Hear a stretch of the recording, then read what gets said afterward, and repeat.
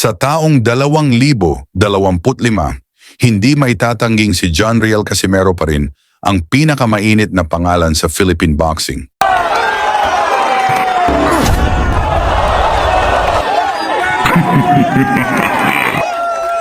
Patuloy ang pag-usbong ng usap-usapan tungkol sa posibleng laban niya kontra sa tinaguriang Japanese monster na si Naoya Inoue.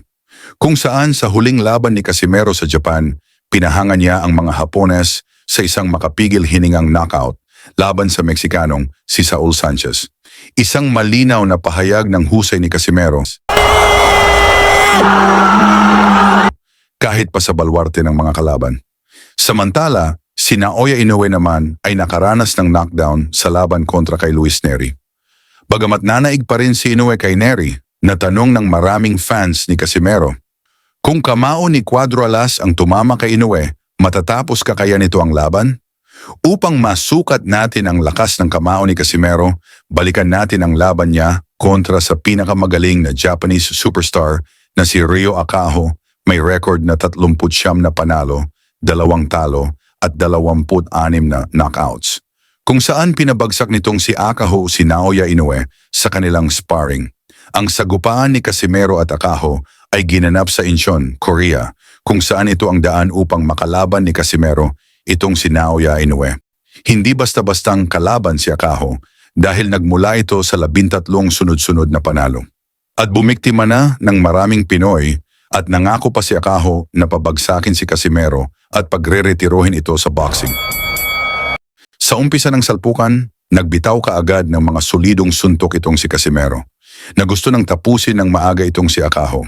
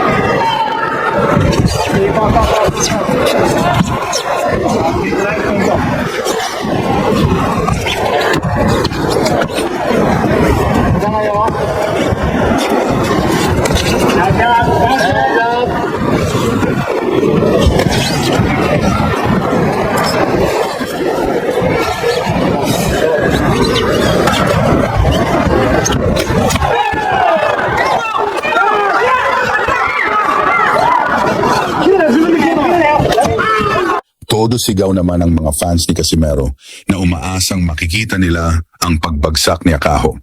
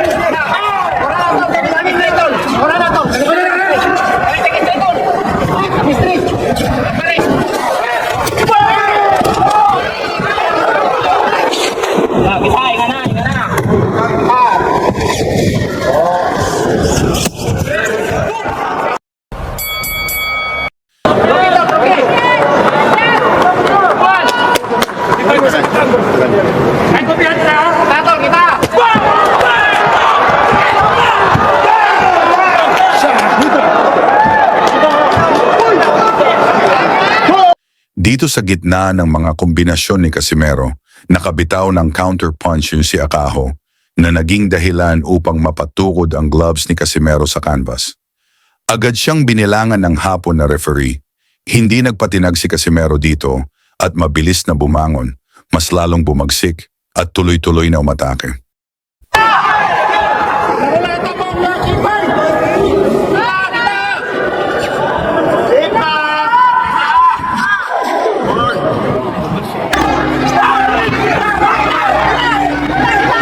pang dumadami ang mga malalakas na suntok ang naipatama ni Cuadro, alas kung saan hindi na ito alam ni Akaho depensahan.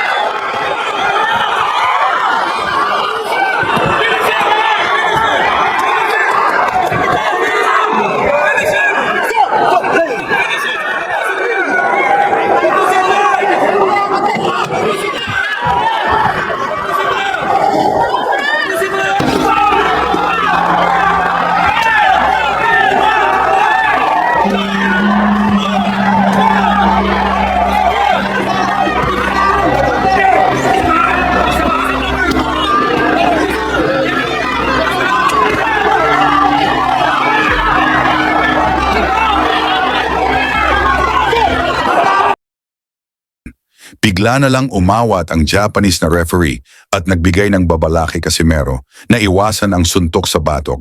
Ngunit ginamit ito ni Akaho upang magkunwaring nasaktan.